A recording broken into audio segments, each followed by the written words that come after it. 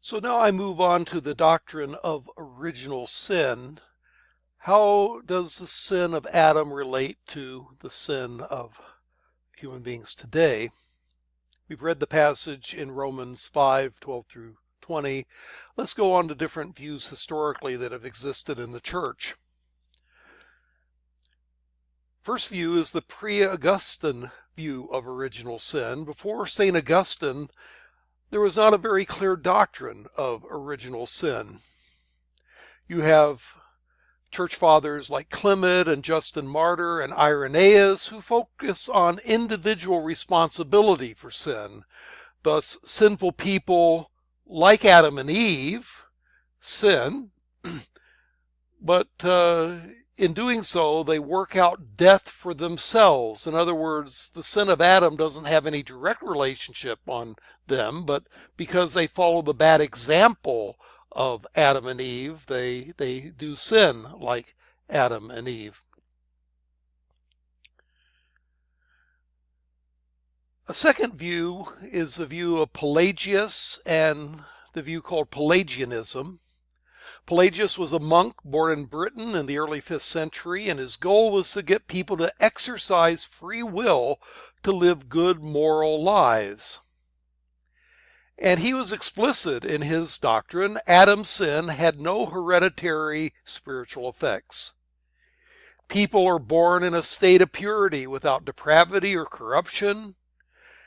People are in God's image, capable of being good on their own, just by virtue of being made in God's image.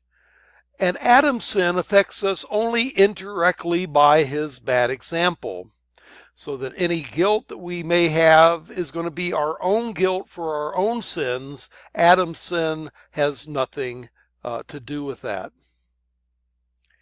Now, Pelagius was rejecting St. Augustine's view of the doctrine of original sin and predestination, and held that justifying grace is not given freely, but according to merit.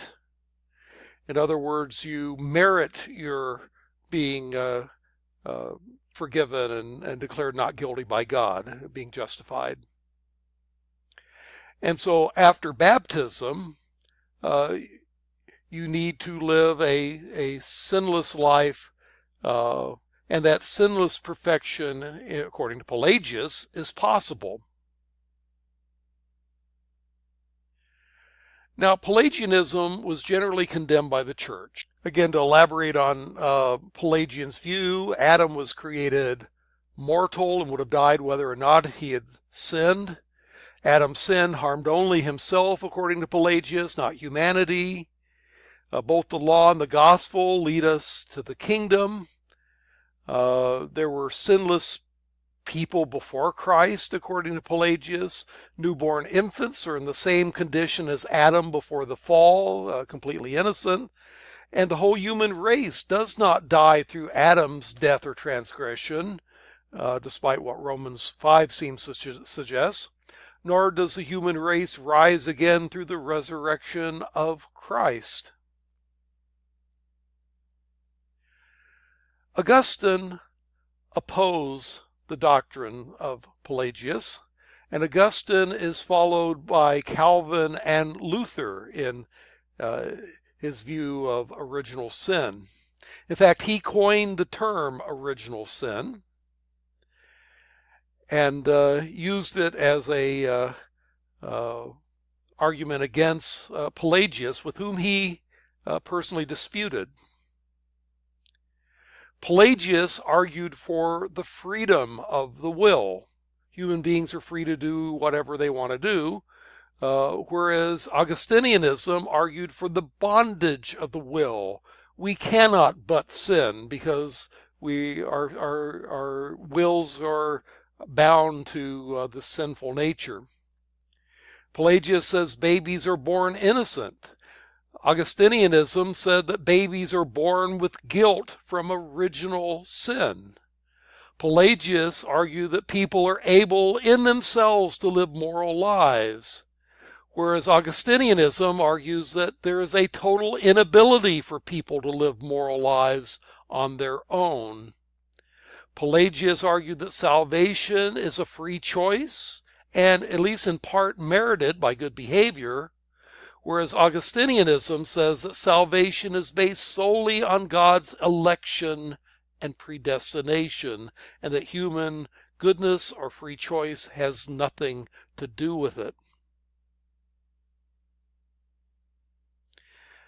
Theologian Cottrell explains original sin. It says, this view says Adam's sin had two devastating spiritual consequences for the entire human race. First, every baby is born in a state of total depravity or bondage of the will. In other words, his spiritual nature is so corrupted that his free will is gone, and he grows up with a total inability to come to faith and repentance in response to the gospel call. Second, every child is born guilty and condemned to hell, to which he will go unless the grace of God sovereignly intervenes. A bit more on original sin. The concept of total depravity is a part of Augustinianism. Total depravity does not mean that people are as depraved as much as possible, but it means that every aspect of the human person, both intellect and emotion and will, is affected by original sin. The mind, the spirit, the will is all affected by depravity. Augustine's view of original sin was adopted, as we said, by Martin Luther, John Calvin, and the Reformation movement. It argues that Adam's sin passes on original guilt to all his descendants. That includes babies who are born in a state of depravity and condemned to hell, not so much because of anything they've done, because they haven't done anything yet, but because of Adam's sin. And this was used, by the way, in the early church to argue for the need to baptize infants to undo the effect of original sin, just in case the babies died young. Depraved humans are totally unable to respond to the grace of God, according to this view. Rather, they respond only through God's grace, namely God's predestination and effectual calling. And humans then need God's grace to live a good life. So that's the view of Pelagius and the view of Augustine in contrast with each other. Let me move on to the view of partial depravity, original corruption. This is a view held by a variety of Christians today: Roman Catholics, Alexander Campbell in the Stone Campbell movement. Some Arminians would affirm this view. They will affirm that there's more free will available to humans than Augustine believed. And they would affirm that Adam's sin does not affect us today. And Calvinists called this view semi-Pelagianism, as opposed to full-fledged Pelagianism, which the Catholic Church condemned. You can see this view in the Catechism of the Catholic Church, which says that by his sin, Adam, as the first man, lost the original holiness and justice he had received from God, not only for himself, but for all humans, and that Adam transmitted to their descendants human nature wounded by their own first sin, and hence deprived original holiness and justice, and this deprivation is called original sin. And as a result of original sin, human nature is weakened in its power, subject to ignorance, suffering, and the domination of death, and included and inclined to sin. This inclination is called concupiscence.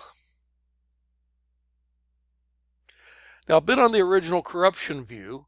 Original sin does not mean we inherit Adam's guilt, but we do inherit a wounded, sinful nature inclined to sin and made us subject to death. There is a freedom of the will, however, not to sin, but due to our corrupted nature, we inevitably do sin and eventually become liable to hell. So in this view, babies are born innocent. They're not yet accountable for sin. And so any baby that dies at birth will not be condemned to hell. Let me move on to the Wesleyan Arminian view, which is a view called prevenient grace, defended by John Wesley in the 18th century, founder of the Methodist movement. Well, he argued that original sin makes us unable to take the first step in our salvation. But God gives us prevenient grace. Prevenient means grace that goes before, so that people can overcome original sin and freely accept or reject Christ. Thus, the initiative for salvation belongs to God and His predestination. Those who end up in hell do so because they use their freedom to reject God's grace. Wesleyans thus affirm free will, like the original corruption view that we've mentioned, but they also accept original sin and total depravity, like Augustine's view. And so they can have it both ways, affirming that free will is determinative, but that free will is only possible because of God's initiative and prevenient grace. Well, let me draw some conclusions. A little bit about image of God. The fact that human beings are made in the image of God means that we have dignity. Man in God's image is more than a mere animal or a mere machine. Because we're made in God's image, humanity has an inherent dignity. And that makes social Darwinist survival of the fittest treatments of human beings unacceptable. We are also given dominion over the world, that humans are made in God's image, that we are separate from the animals and given dominion over nature, makes us differ from radical human rights and environmentalist activists that say we must leave nature alone and not claim any authority over it. We would agree with them that we are not to abuse nature, but we would disagree with them that it's always wrong to use or even to exploit nature for the benefit of mankind. We would affirm, contrary to the materialists, that human beings are more than matter. We have a spiritual nature, we have a soul, we have a spirit, and that there is life beyond this life. But we also have to conclude about human beings that there's a sinful nature to man. We're glorious because we're made in the image of God, but we are fallen. Man is not basically good. Contrary to humanism and Jean-Jacques Rousseau, who died in 1778, man has a tendency towards evil, and human history is full of the atrocities that mankind is capable for. Judaism has it is closer to the truth in this matter. They speak of mankind having a tendency to do evil, Yetzer Hara, but also a tendency to do good, Yetzer Hatov. We're a mixed creature with both the Yetzer Hara and the Yetzer Hatov. And compared with God's holiness, we all stand condemned. Mankind is great. Mankind is fallen. That is the nature of human beings.